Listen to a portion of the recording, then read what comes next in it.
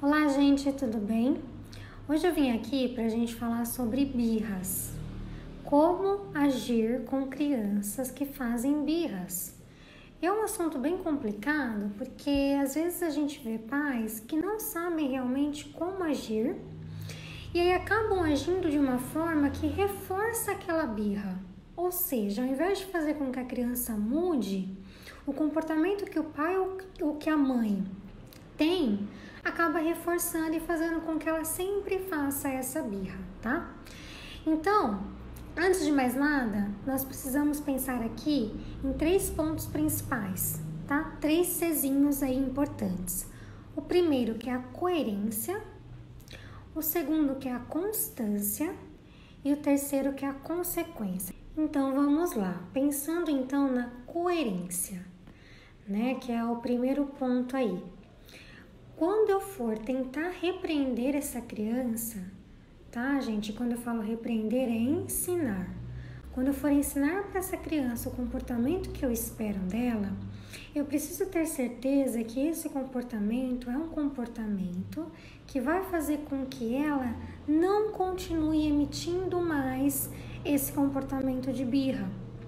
Ou seja, eu não posso reforçar de forma alguma o comportamento dela, tá? Então tem que ser um comportamento que vai me trazer o oposto, que vai fazer com que ela entenda, né? E aí entender, a gente vai tá então falando de crianças de 5, 6 anos, tá? Crianças que já têm a consciência. Antes disso, não, tá? Antes disso, a criança não tem a consciência do que ela faz. E o que é esse comportamento, então? O que eu devo fazer, tá? Uma ideia é você, por exemplo, falar para a criança que enquanto ela não se acalmar, vocês não vão conversar, tá? Isso vai fazer com que ela canse. Ela vai ficar fazendo birra, talvez por um tempo, e aí a gente tem que ter paciência, tá?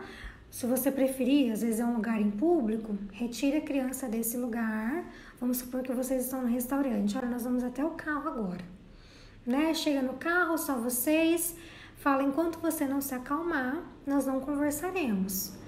E aí, se ela continuar, então, fazendo birra por mais um tempo, espera, mas não reforça, não dê o que ela quer enquanto ela está fazendo birra.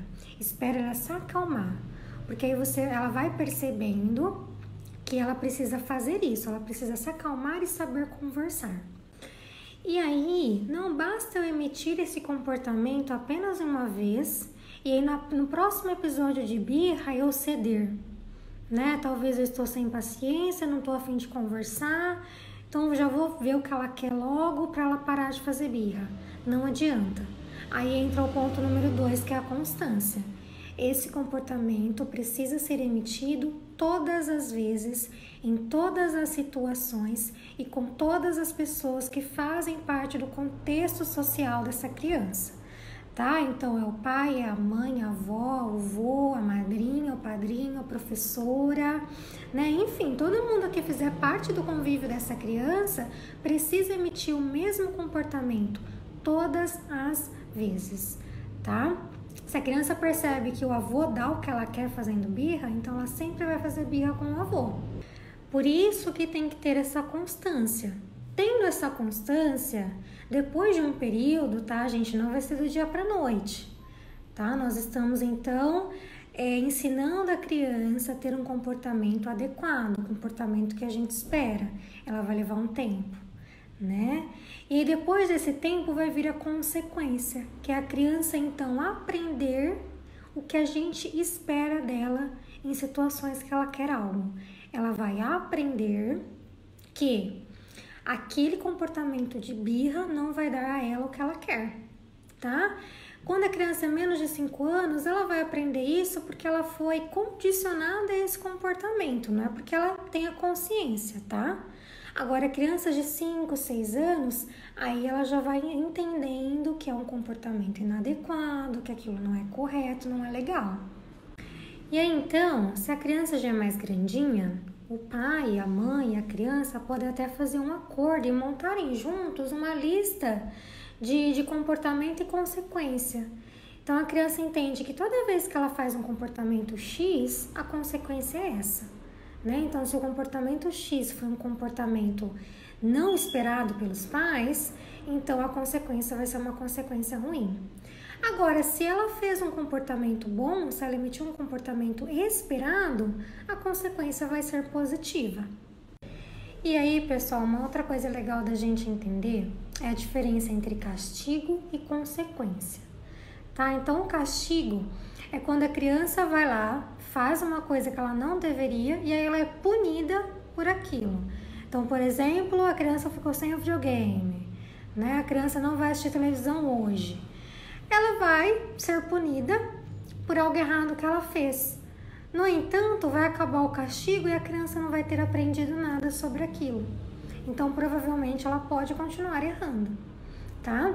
Essa é a diferença. A consequência ensina, né? Então, a criança emite um comportamento e aí os pais, os responsáveis, vão então ensinar que esse comportamento gerou consequências e consequências negativas. Então, toda vez que a criança fizer esse comportamento, ela vai ver, ela vai enxergar essas consequências. Então, a criança, ela para de se revoltar com os pais e começa a entender que o problema está na situação, né? No que ela fez que gerou aquilo. Ela para de se revoltar, para de chorar, de ficar chateada e começa a entender o porquê daquela consequência, tá? Então é isso, tá? O tema de hoje era basicamente esse. Espero ter ajudado aí alguns pais, tá? A gente tem que sempre, pessoal, tentar trabalhar com a disciplina positiva. E é muito bacana, né? Quando a gente utiliza a disciplina positiva para educar nossos filhos, elas começam a realmente entender os pontos, né? Elas entendem o que é errado, o que não é e aprendem a se comportar. Então não tem esse negócio de ficar castigando, ficar punindo, mas sim ensinar. É isso então, pessoal. Espero ter contribuído de alguma forma aí. E como sempre, qualquer dúvida, podem me mandar lá uma perguntinha, podem me mandar uma mensagem, um direct, que eu vou responder com muito prazer, tá bom? Beijo e até mais!